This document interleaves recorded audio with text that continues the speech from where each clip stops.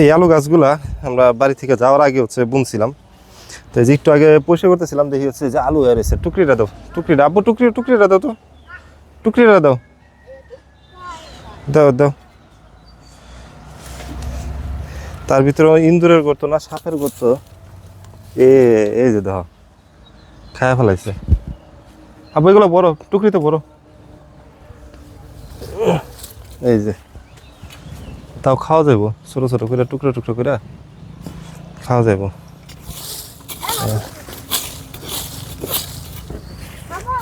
হ্যাঁ দেখছো কত গর্ত করছে।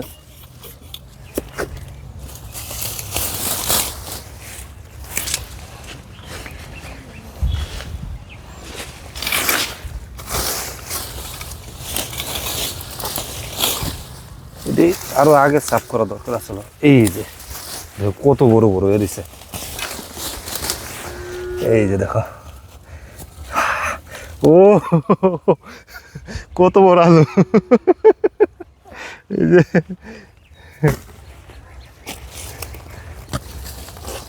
ইন্দুরে খায়া লাইছে এটা।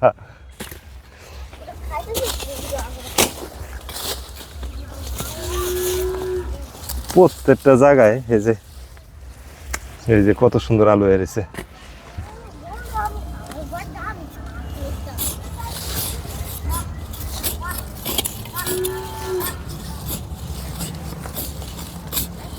আলু পরিষ্কার করলে এই যে মিষ্টি আলু,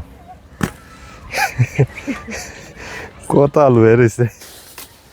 এটি খালি ডাল বুনে থিয়ে যাওয়া হয়েছিল।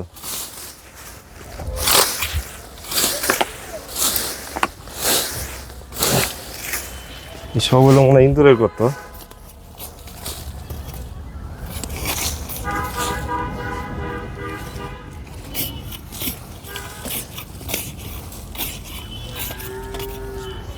ছোট ছোট আলু ইন্দুরে।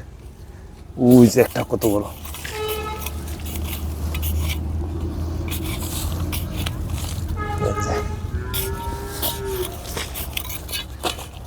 হাই রে, দেখছো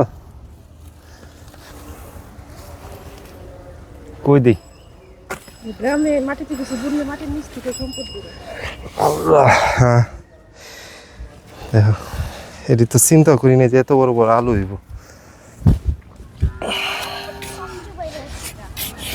ঠেলা কাছিটা দাও তো, ঠেলা কাছিটা আব্বু, ঠেলা কাছিটা দাও।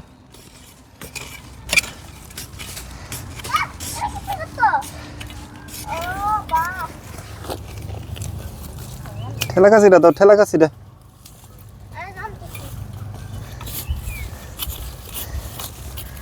হ্যাঁ রে, হ্যাঁ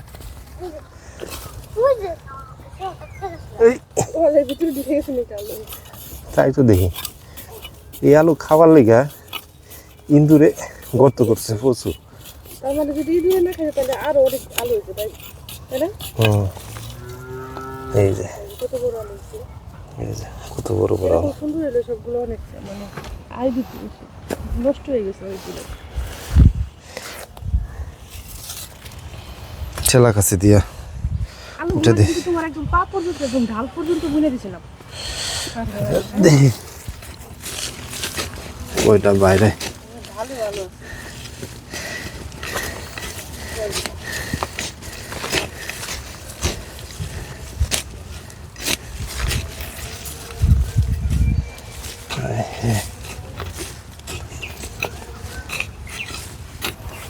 এক জায়গা থেকে কত দি পেলাম, আর তো পুরা জায়গা বাকি।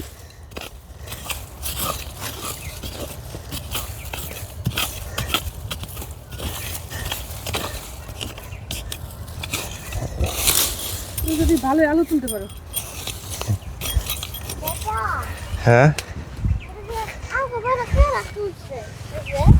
এটা বাতাসে খুলে গেছে গা।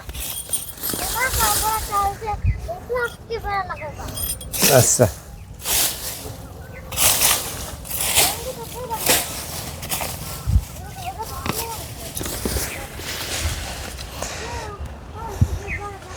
মাজাটা যদি ধুইরা আসে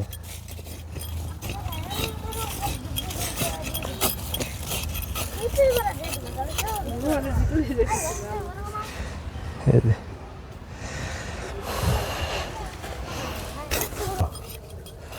দেখছো কত বড়, একটু লাইভে ঢুকো। এই দিন করো